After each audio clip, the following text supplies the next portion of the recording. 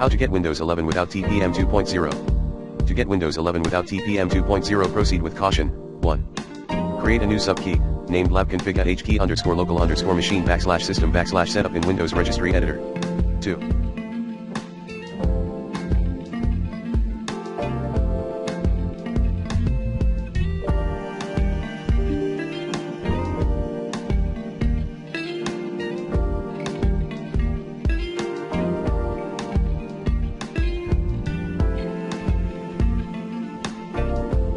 Create 2 new entries named bypass TPM check and bypass RAM check in the lab config above.